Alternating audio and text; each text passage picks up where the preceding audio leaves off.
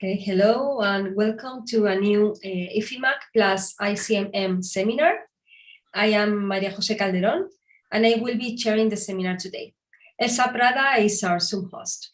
If you have any questions, use the chat to write them, or at the end of the seminar, raise your hand and we will open the mic for you to ask the questions directly. Well, it is my pleasure to introduce our speaker today, Silvia Picozzi from CNR Spin and Università di D'Annunzio, Chieti-Pescara, where she leads the group Modeling and Design of Functional Materials. Besides her long trajectory as a researcher in the Consiglio Nazionale delle Ricerche, she has frequently visited various international centers such as Northwestern University, Forschungszentrum Jülich, and University of California at Santa Barbara, and has also acted as a consultant for quantum materials design. Silvia is an expert on material modeling, mostly based on density functional theory that she has applied to many different systems, including semiconductor interfaces, organic crystals, diluted magnetic semiconductors, and multiferroics. She's mainly active in the field of cross-coupling phenomena, with the focus on discovering and optimizing microscopic mechanisms involved in multifunctional materials. So today she's going to tell us about the role of spin-orbit coupling in magnetoelectric phenomena. So welcome, Silvia. The screen is yours. Yeah, thanks so much, Maria Jose, for the nice introduction. And it is a pleasure for me actually to be here today. I will tell you a bit about our recent activity, mostly related to spin-orbit coupling. Okay, so very quick outline. So I basically first introduce spin-orbit coupling, and then I will show you one example related to the fields of 2D magnets where spin-orbit coupling is particularly relevant in giving rise to exotic spin texture and also multiferroicity. Okay, so as Maria said, I basically work here on the Adriatic coast in the central part of Italy. I lead a very small group. You see some of the members here. So in particular in this talk, you will learn about the results obtained mostly by Paolo Barone and Danila Amoroso.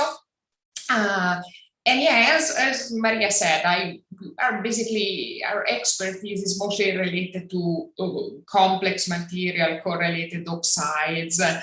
And also recently we moved to the field of 2D magnets. I'm a density functional theorist, but we also benefit often from symmetry analysis, or also model Hamiltonian to complement our ab initio results. So our focus is really to understand the microscopic mechanism underlying various phenomena, because if we understand microscopic phenomena, then we can also optimize the properties that we are looking for and also eventually do materials design.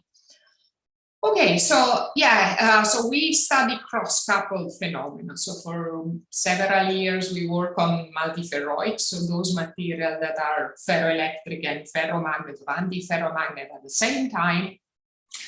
Then we move to the link between ferroelectricity and spin-orbit coupling by looking at a class of material called Rashba ferroelectrics. And recently, we moved to the link between magnetism and topology, which you will learn about today. So spin-orbit coupling. Spin-orbit coupling is a relativistic interaction. It links the spin and orbital angular momentum. So it's a relativistic phenomenon. So in most of the material, it's actually a small interaction, right? Compared to the other energy scale related to hybridization is, order of magnitude smaller. But it's particularly rich in giving rise to exotic phenomena. So, for example, it's very relevant for all the topological condensed matter physics. Most of the phenomena are actually rooted in spin-orbit coupling, and it also gives rise to spin splitting effects such as Rashba and Dresselhaus. And of course, it's of paramount importance in magnetism, right? All the magnetic recording is actually based on magnetic anisotropy, which is given by spin-orbit coupling. But it also gives rise to exotic interactions such as Chelogey-Moria and anisotropic exchange, which I will focus on today. So 2D magnets, it's a rich class of material. So it's very, it's rich in many respects. From the chemistry point of view, there are chalcogenides, halides, there are binaries, ternaries. It's rich from the electrical point of view. There are some 2D magnets which are metallic, some which are semiconducting. They are rich from the structural point of view. The lattices can be complex. There are triangular and honeycomb. And from the magnetism point of view, they are also rather broad. So there are ferromagnets, antiferromagnets, non-collinear magnets, those who have magnetism in plane, those who have magnetism out of plane. So it's really a nice class of material to be studied. So it all started back in 2016 and 17, where people were able to exfoliate a single layer of chromium-3 and detect ferromagnetic ordering about, like tens of Kelvin. So their ordering temperature are quite low. So one of the big challenges is actually to increase the Curie temperature. But it was, a nice discovery also because, of course, as all the 2D magnet, all the 2D material, 2D magnet can be stacked easily in heterostructure, so without suffering from all the constraint imposed by lattice matching, for example, that one usually has to face when dealing with normal 3D oxide or semiconductor. So it's very easy to stack 2D material. So one can build heterostructure based on 2D magnet as well. Other challenges are, for example, the air stability, especially for halide, they are not so stable. And also the scalability, sometimes one can make a flake, but of course it cannot be well controlled and scale up. On our side, we think, of course, a better understanding into the magnets can be achieved. So this is actually what I will try to convey today. So when we speak about 2D magnetism, generally what comes to our mind is the Mermin-Wagner theorem, which actually states that if you only consider isotropic exchange interaction, there cannot be any long-range order. So this is why spin-orbit coupling, which is a source of anisotropy, is particularly relevant in this field, right? So spin-orbit gives anisotropy, and if you have anisotropy, the material can actually order. So it can break the Mermin-Wagner theorem. Let's say the Mermin-Wagner theorem assumes that the exchange interaction are isotropic. Right? So whatever source of anisotropy you have, then this will allow some long-range magnetic ordering even in a 2D system.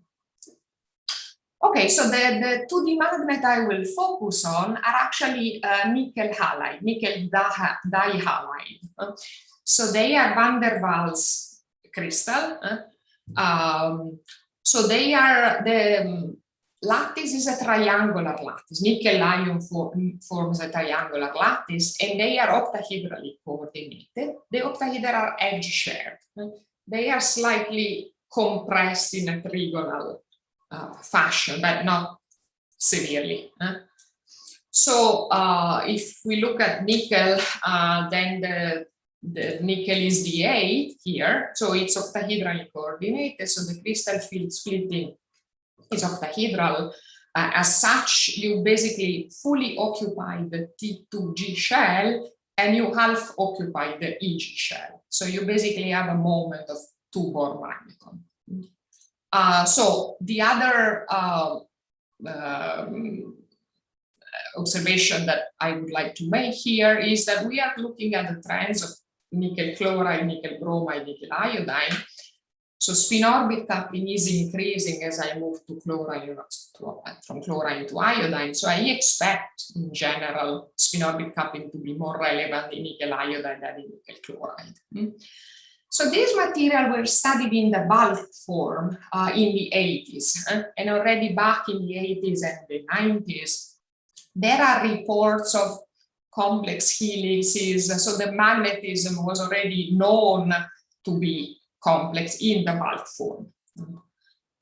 Okay, so let me now stop for a second with the result and just introduce several ingredients, microscopic ingredients that I need to explain the DFT results later on. So the first concept is exchange frustration. So the paradigmatic example is a triangle of spin in which the first nearest neighbor is antiferromagnetic.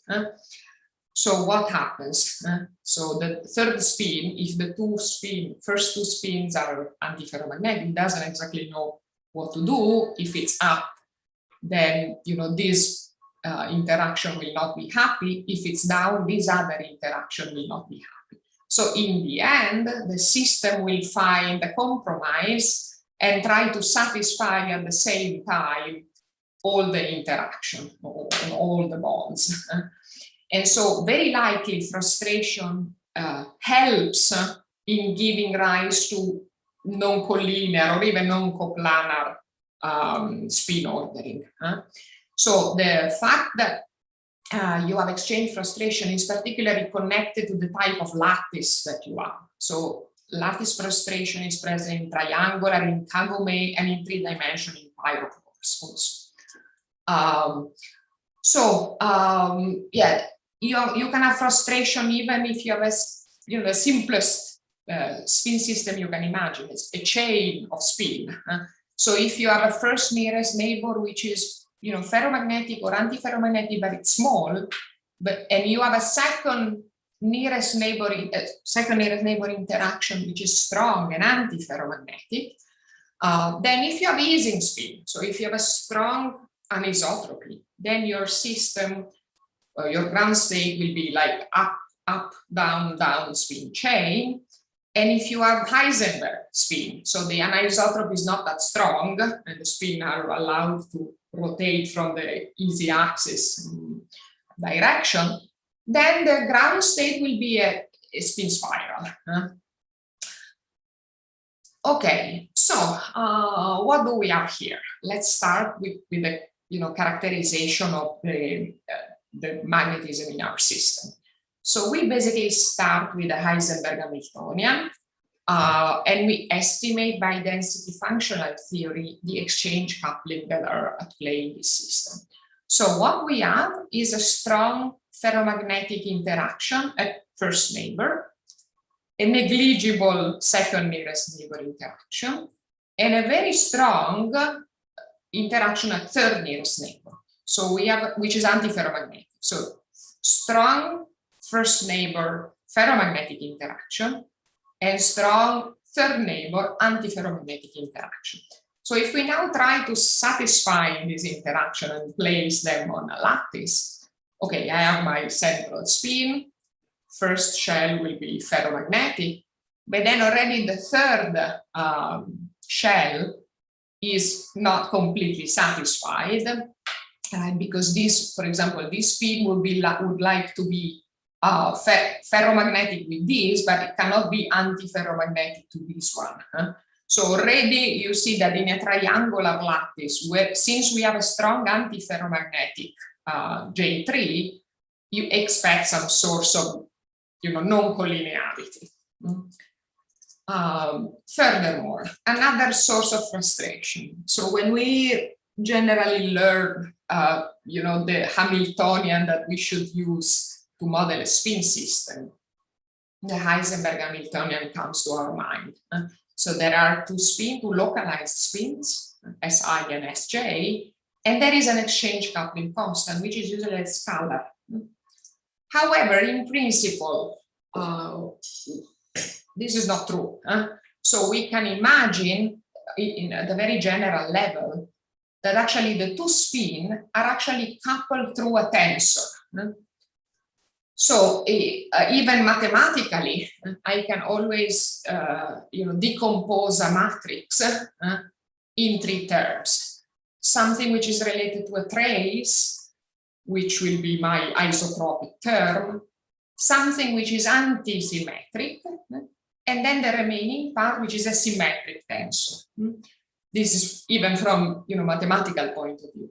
Then from the, let's say, physical point of view, through this decomposition, we can basically recognize the first term to be the Heisenberg term, this anti-symmetric to be the Tsiolkovsky-Moria term, and then we are left with this symmetric exchange, which is generally called an isotropic exchange. The Heisenberg term, depending on the sign, will try to make, the spin parallel or anti-parallel, but this is an isotropic interaction, right? So whatever, the spin, be them parallel or anti-parallel, right? Let's say the sign favors them to be parallel or anti-parallel, but it's the same if they lie along X or Y or Z. It's completely isotropic. The Tsiolkovsky-Moria, since it's a cross product, tends in general to count the spin. And because there is a Tsiolkovsky-Moria vector, this interaction is a chiral interaction. So the counting, let's say, clockwise or counterclockwise is different. An isotropic exchange, what does it do? So it also tends, let's say, to favor the spin to lie in a certain direction. In fact, people sometimes call it two-side anisotropy. So it's not a single-side anisotropy as usually SI squared term. So it's basically it also gives a preference for the spin to lie along a certain direction. So both the Tsiolkovsky-Moria and anisotropic exchange are rooted in actually spin orbit. And this was known since the paper of Moria in the 60s. So the stronger the spin orbit coupling, the stronger is Tsiolkovsky-Moria and anisotropic exchange. From the symmetry point of view, Tsiolkovsky-Moria is known to be zero if you have inversion symmetry in your system. And in our system, in nickel halide, we do have inversion symmetry. So by symmetry, we don't have any Tsiolkovsky-Moria term in our system. So if I now want to rewrite the exchange tensor, this is the form. So I have 2, 0, and then I have in principle the 3 diagonal term, which are allowed to be different, and then an off-diagonal term. I have a symmetric tensor, right? Because Tsiolkovsky-Moria is 0, which means that basically I have 4 independent parameters: XX, YY, ZZ, and YZ. So now if I use again density functional theory to extract the exchange coupling tensor, and I do that in chloride, bromide, and iodide, what I get is the following. So the picture in chloride is basically that I have a diagonal matrix with all the diagonal terms to be the same, no off diagonal. So this is basically what you expect for a Heisenberg system. There's just one interaction and it can be well modeled by a scalar term. If I move to bromide, a bit heavier, then I start seeing, some, diagonal terms which are not the same, and some off diagonal term as well. And if we move down, further down, then we move to nickel iodide, and we get a very large off diagonal term, and also the exchange coupling on the diagonal are quite different. So this tells us that spin orbit coupling is relevant in giving rise to the anisotropic exchange, and we get what we expect, right? That we have nothing in chloride and something on iodine, which is heavier.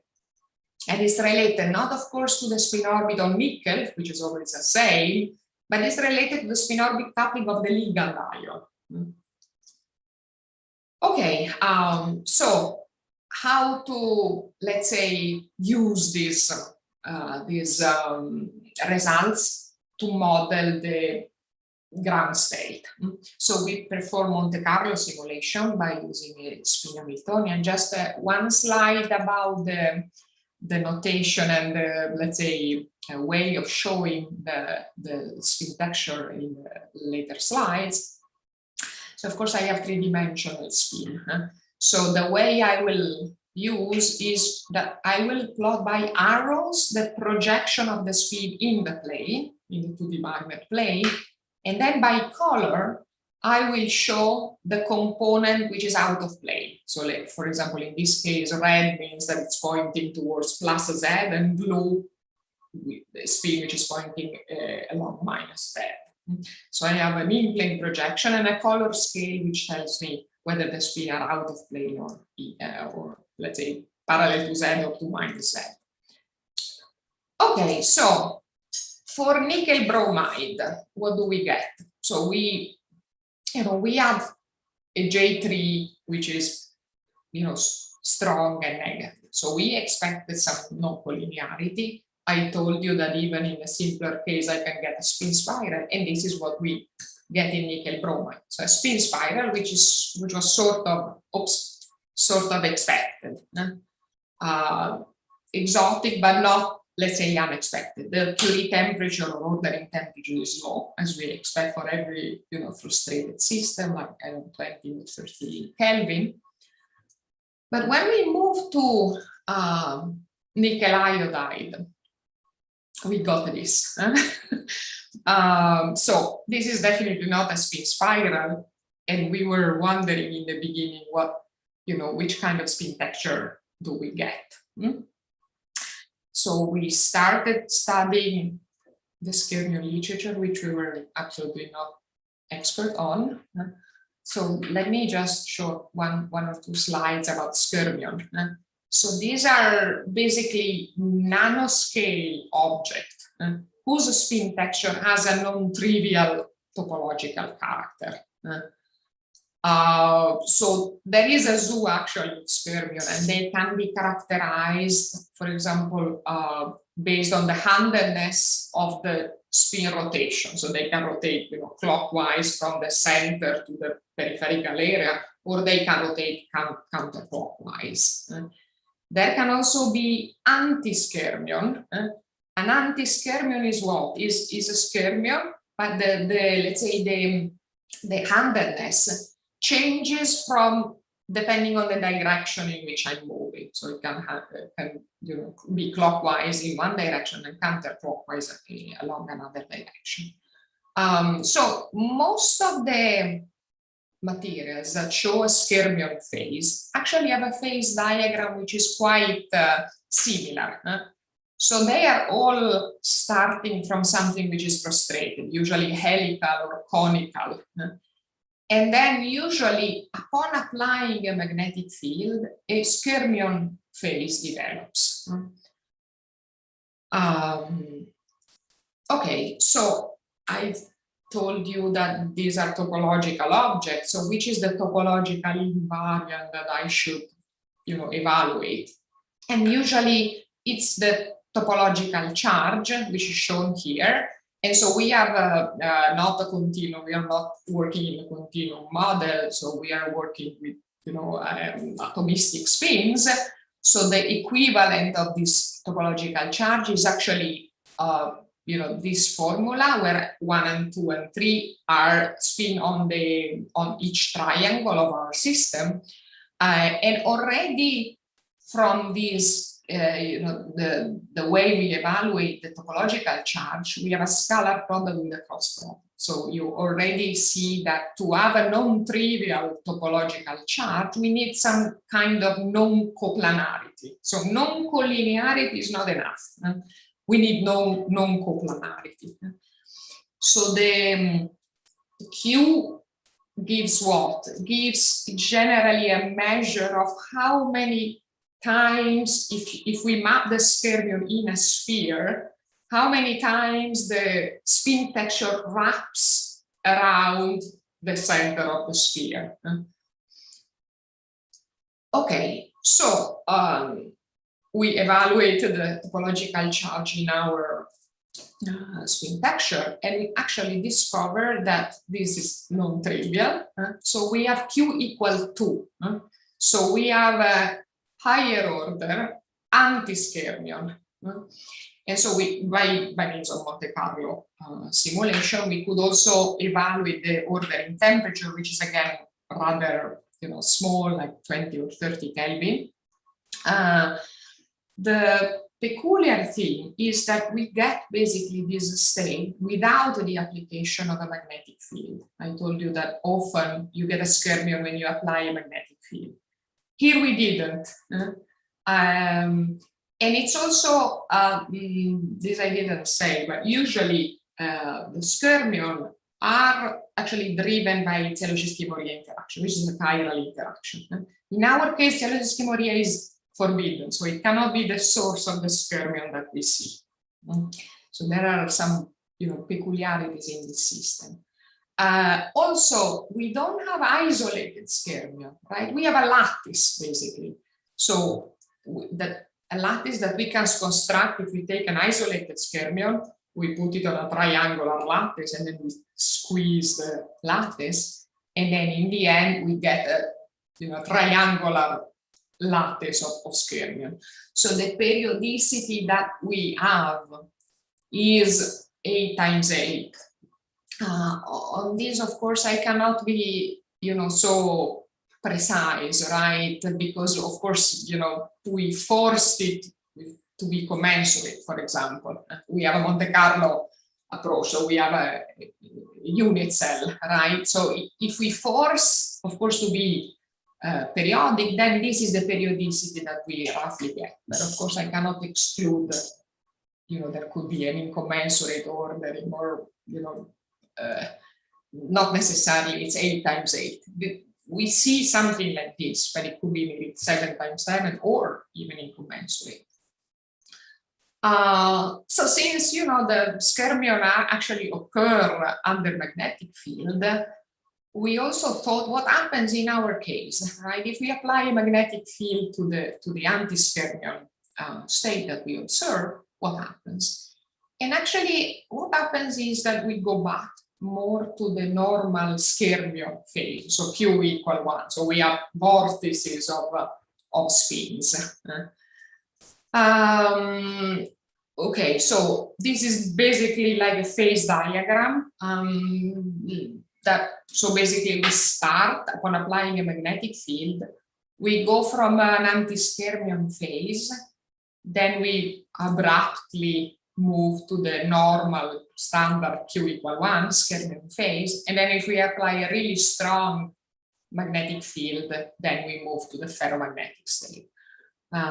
You shouldn't look at quantitatively at these values of the B field. These heavily depend on the, for example, parameter that we use, for example, like DFT plus U, which U, and things like this.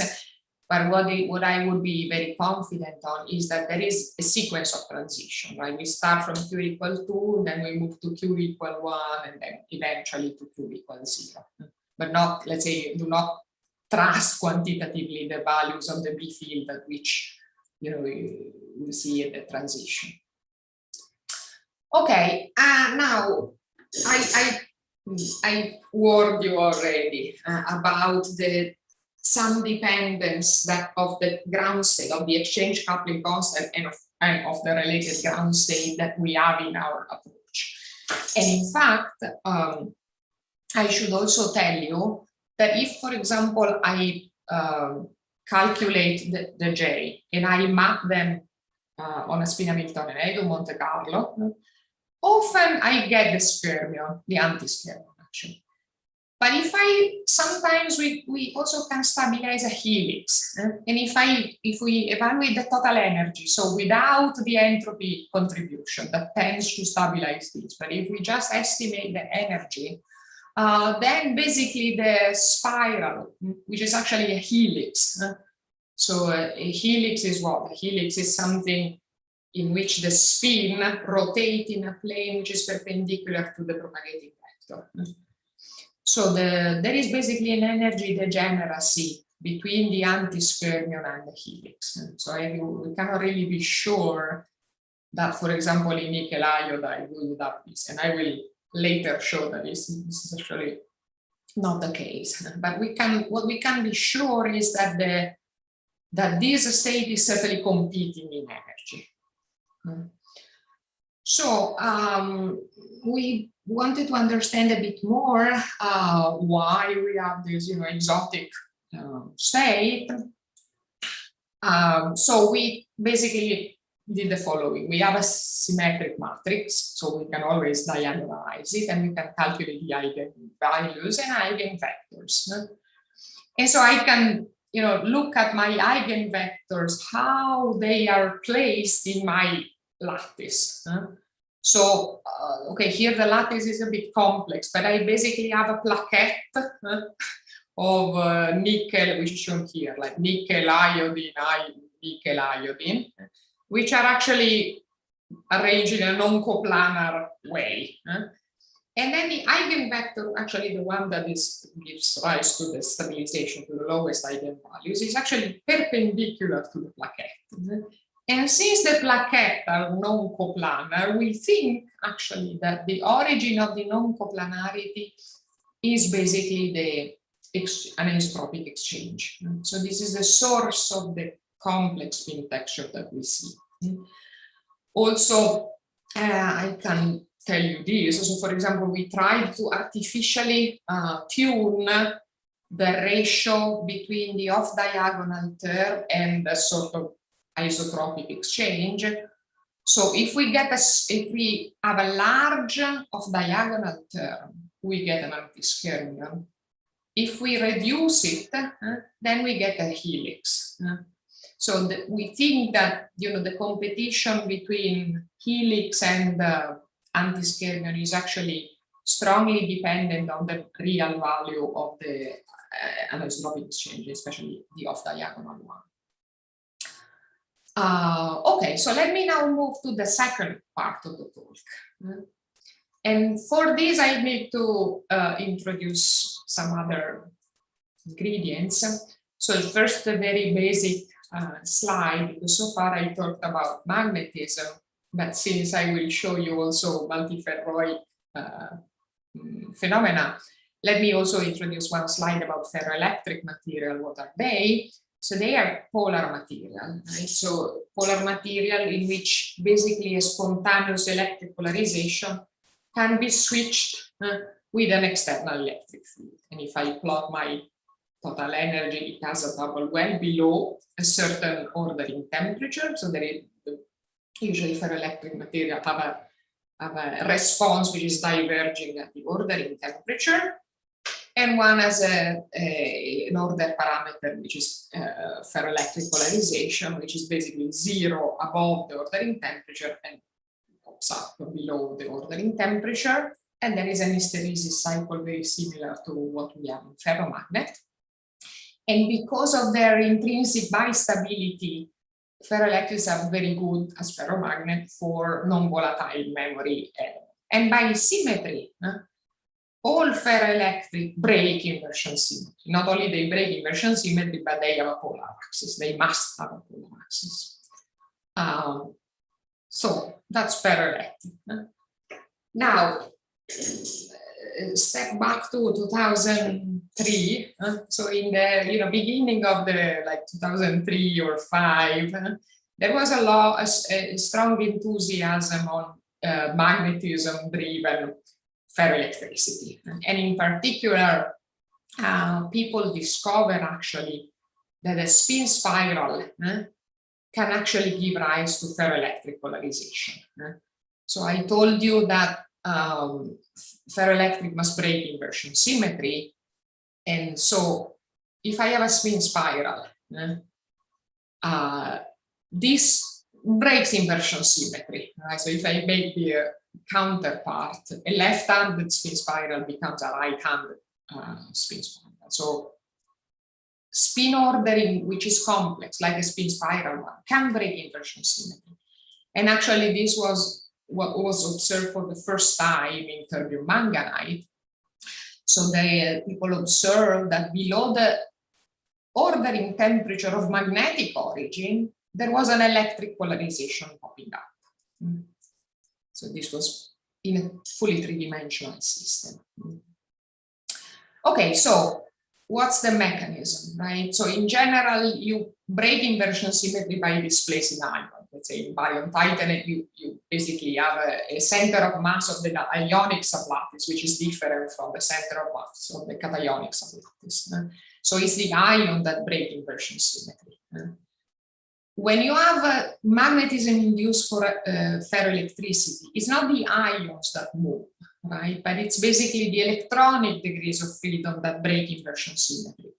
So by electronic degrees of freedom, I mean spin order, which is what I've just shown. It can also be, charge order. Charge order can break inversion symmetry. Or also in principle orbital order. So these are more, let's say, electronic mechanism that break inversion symmetry and give rise to ferroelectric polarization.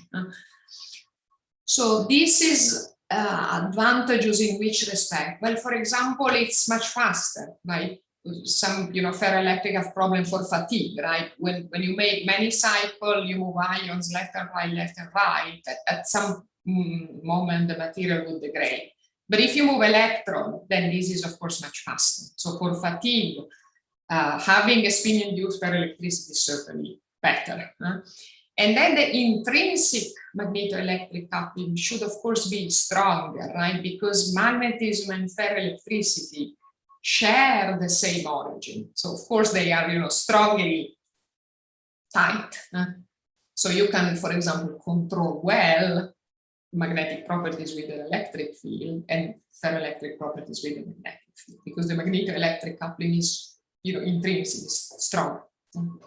Okay, and there was a, plethora of material and a plethora of mechanisms that were found to be multiferroic, improper multiferroics. I didn't use this word so far. So proper multiferroic means that the ferroelectricity has its order parameter in ferroelectric polarization.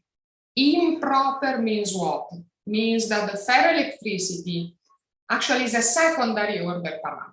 So there is a first order parameter, which is, I don't know, the magnetic behavior, the magnetic order parameter, which as a byproduct drives ferroelectricity. So it's not the polarization is not the primary order parameter of the transition, but it's driven by something else. There were many oxides which were proposed. They are all three-dimensional material. So now we basically started this beautiful collaboration with a group of Riccardo Comin at MIT. So they basically called us because they were looking at nickel I2 in bulk, but also in the monolayer or a few layer flakes. And the question we wanted to address is whether multiferroicity can actually persist down to the, in principle, ultimate limit of a monolayer. So okay, I'm a theorist, so I cannot really go in the details of what I will show, but basically from what Riccardo and his co-worker could show, they basically exfoliated the one layer from 1 to 4 or 5 layers, and they did optical birefringence and second harmonic generation. So these are techniques that basically allow you to detect the lowering of symmetry as a function of temperature. So here, for example, I show for 1 layer, 2 layer, 3 layer, 4 layer, the optical birefringence and the second harmonic generation. So the optical birefringence can tell us whether the C3 symmetry, so we have a triangular lattice, so we have a threefold symmetry. However, what they observed was a lowering of the symmetry to a C2. So basically the symmetry is lower, and they could also detect sort of the ordering temperature. Second harmonic generation is like high order optical characterization, and from there you can see the breaking of inversion symmetry. And also here, basically, the two temperature coincide. So the fact that you go from, C3 to C2, or you break inversion symmetry, tells us that something basically polar is obtained. Okay, so, and you can also observe that the ordering temperature goes down. Also consider that in bulk, the ordering temperature is like 60 Kelvin. And then as you move to 4 to 3 to 2 to 1, you go basically, up down to 20 Kelvin or so. So how to model? So of course, here we have the calculation I showed you in the beginning were just for a monolayer. But here, of course, Ricardo had one, but also had 2, 3, 4 layers, and also the bulk. So we needed to add an interplanar exchange coupling. And also he observed something, spin texture with a C2 symmetry, right? So it could not be a skyrmion, right? A skyrmion doesn't have a C2 symmetry. So we thought that it was actually a helix, right? The energetic competing ground state. So to stabilize this, we actually artificially tuned the exchange coupling that we obtained from DFT. We had to lower the anisotropic exchange because I told you that if I have a low anisotropic exchange, then the helix is stabilized. Okay, and then we basically calculated the trend of for the moment, the bulk ordering temperature. Here is the ratio of the bulk with a single layer, but basically the bulk ordering temperature as a function of the interplanar J. And so we got a linear dependence. And what is interesting to note is that from experiment, the ratio of the bulk to the single layer temperature is around 2.8. So if we select 2.8 and go down to this x-axis where I report the ratio between the interplanar exchange and the intraplanar exchange, this is rather high. So, these materials are supposed to be van der Waals, or are van der Waals, right? So we expect a small interaction between the planes. But we get, basically like 40%, like the ratio is like 0.45 for 40 something. And so we get a large interplanar exchange, which we attribute to the extended nature of the iodine 5p orbitals. And also, of course, estimating the interplanar exchange from DFT is a bit difficult due to Trimen and van der Waals interaction, but we try to estimate it anyway. And our DFT estimate are actually consistent with this plot, right? So also we get a very large interplanar exchange. Then we try to model the dependence of the ordering temperature as a function of the layer for different values of the interplanar to intraplanar exchange ratio. And so we get always something like this, and then we try to estimate with an empirical formula this trend like this. And so we could actually get an empirical formula which very well reproduce the experimental finding. So we could well reproduce, for example, the ordering temperature of one layer, which is now order of 20 Kelvin. So it's low, but it's still there. So even if we have a monolayer, basically the magnetism is there and ferroelectricity is there, because the lowering of symmetry is clearly detected in experiments. So this was the main finding of the paper that I introduced in the beginning. What did we do more? We sort of try to estimate the polarization, which is spin induced by a helix. So for this, I also need some ingredient before I get to the results. So again, back in 2003, there was a very, a nice model to describe the ferroelectric polarization induced by a spin cycloid or a spin spiral. So this was proposed by Katsura, Nagaosa, Balasky, and they basically put forward this formula. So you have a cross product, S1 cross S2, and then you make again the cross product with the E12, which is basically the vector connecting to spin. So a cycloid, which is rotated in a certain plane, which contains also the propagation director, actually would give rise to a polarization which is also in this same plane. But if I have a helix, like this, then S1 cross S2 would be perpendicular to the plane in which the spin rotates and will be parallel to E12. So according to this simple, to the so-called spin current model, there would be no polarization in a spin helix. There would be a polarization in a spin spiral, in spin cycloid, but not in a helix. And so, since experimentalists observe polarization, how can we explain it? We certainly need to go beyond this simple model. So what we could do is actually resort to a sort of generalized K and B model, in which I basically not have a vector here, but again I have a matrix. I can call it like a magnetoelectric tensor, because this connects basically polarization to the cross product of the spins. So my K and B, Katsura, Nagaosa, Balasky, would be very simple, would have a very simple form. But in general, I can have, all the values filling the different places in the matrix. So this we could estimate by DFT.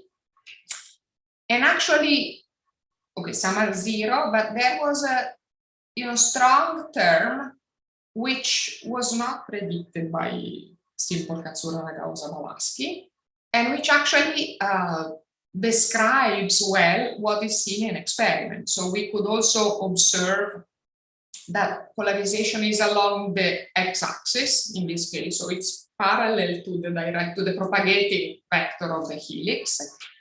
And for a monolayer, we get like 27, 28 K. So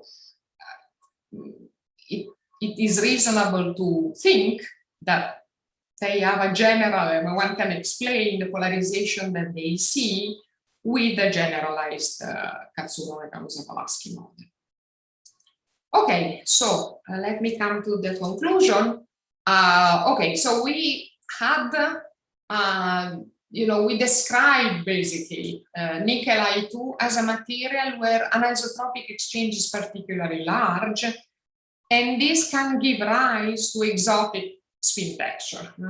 Maybe in nickel I2 itself, we don't have it, but this mechanism can happen in, for example, another material. So this higher order anti-skyrmion can be actually driven by a strong anisotropic exchange. So the mechanism, we believe, is true. Quantitatively, we might, be a bit off, but for sure, I think that the anisotropic exchange can drive an exotic spin texture.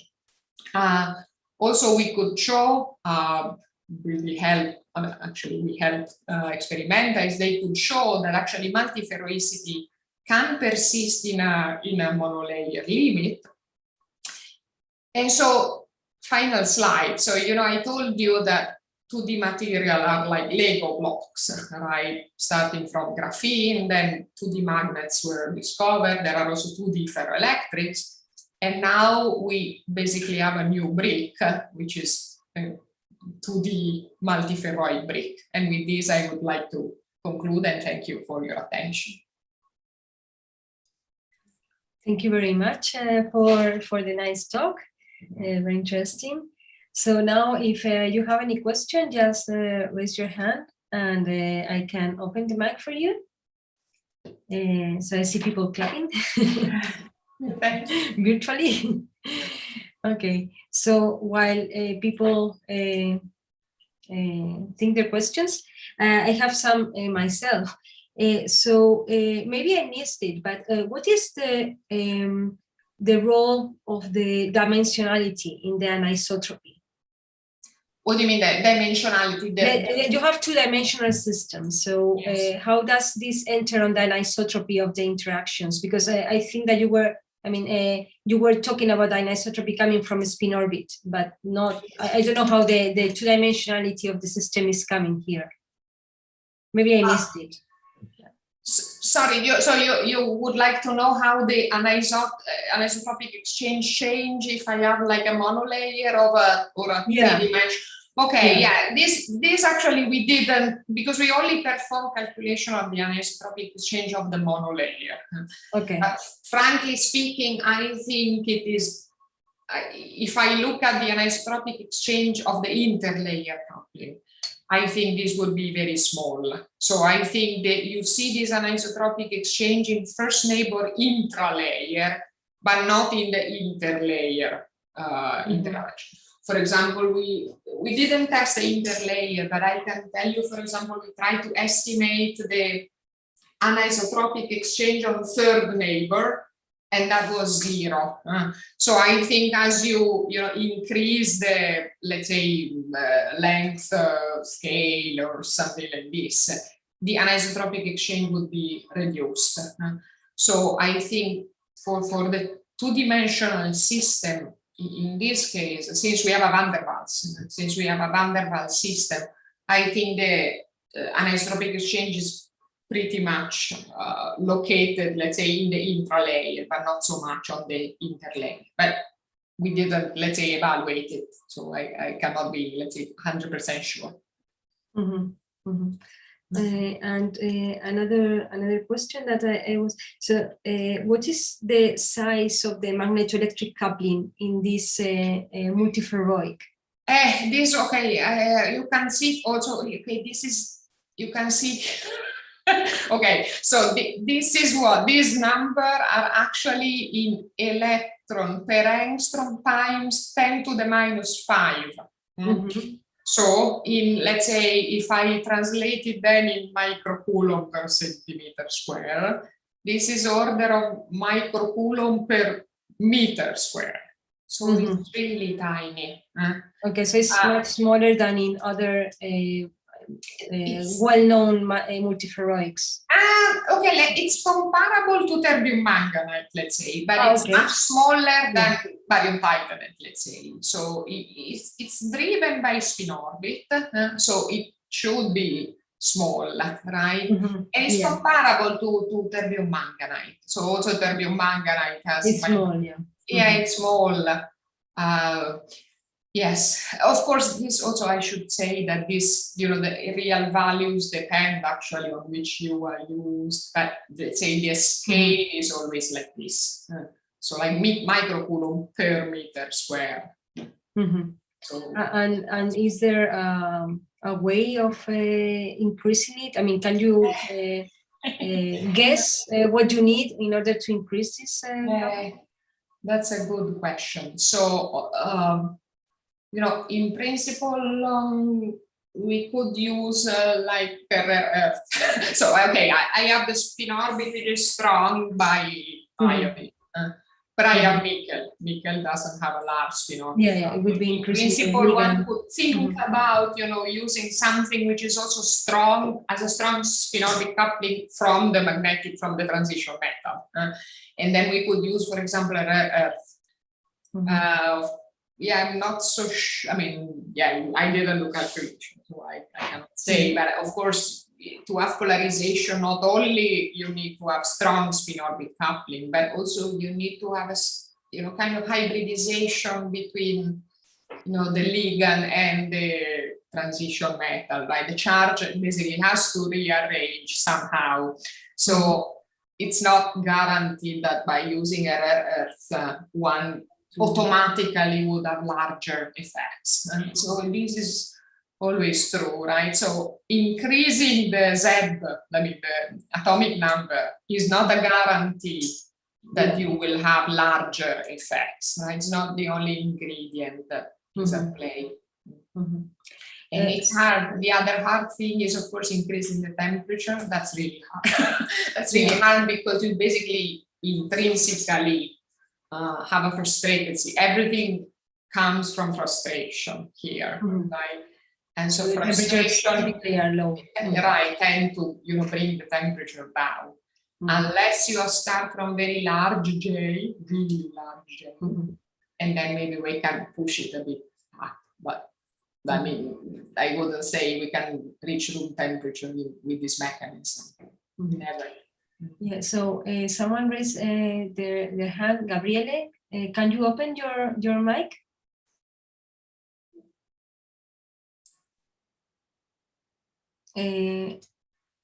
Gabriele?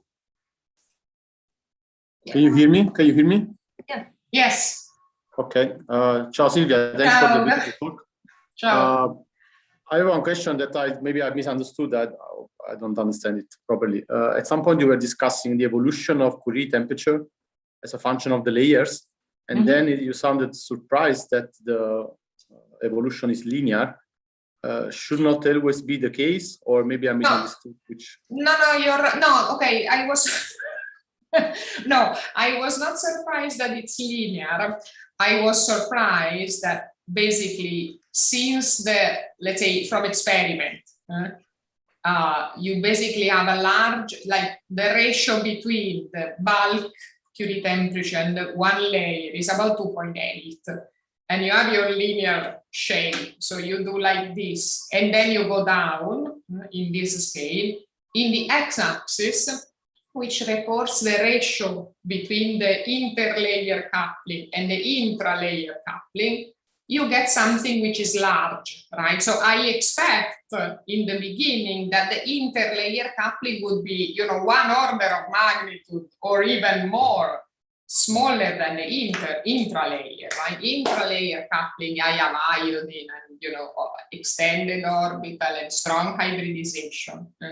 But I expected that, naively, the interlayer coupling would be small, right? I have a Van der Waals system, right? I cannot imagine having a strong J. So this was what surprised us.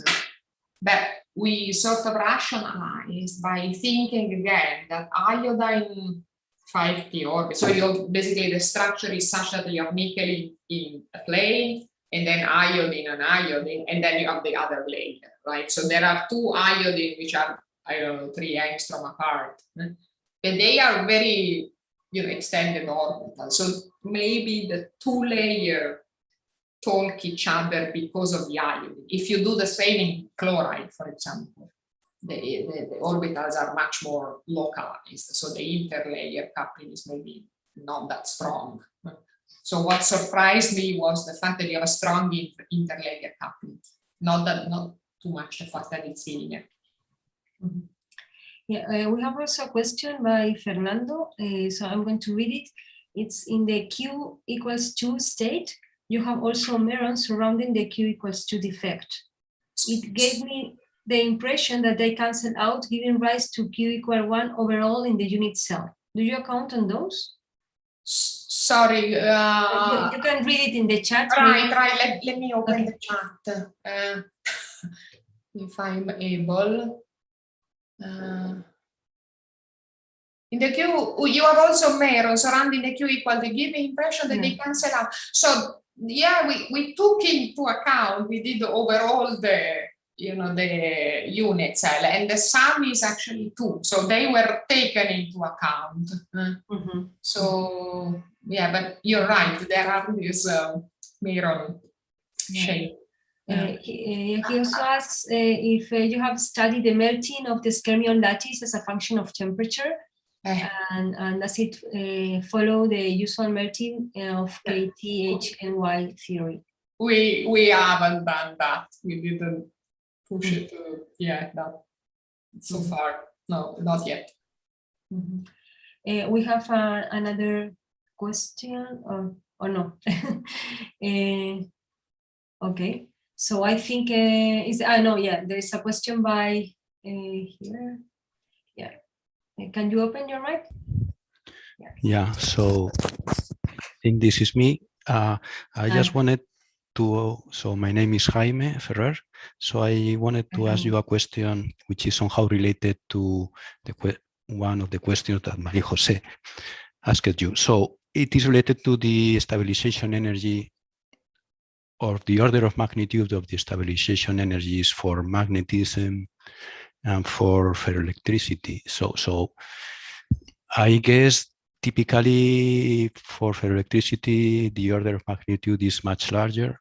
So you would expect the opposite of what you are saying. But I guess that in this case, because the ferroelectric, the polarization is so small, Right. the energy is much smaller. Did you make an estimate of the orders of magnitude of energies? Okay, so how? Let's say, let's put it this way: the energy scale of ferroelectricity is large if you move ions. If we just change the spin, for example, even if I have a cyclid, right? Let me go back to the where is the spiral in the beginning that I showed you? Yeah. So, for example, these two spiral, right?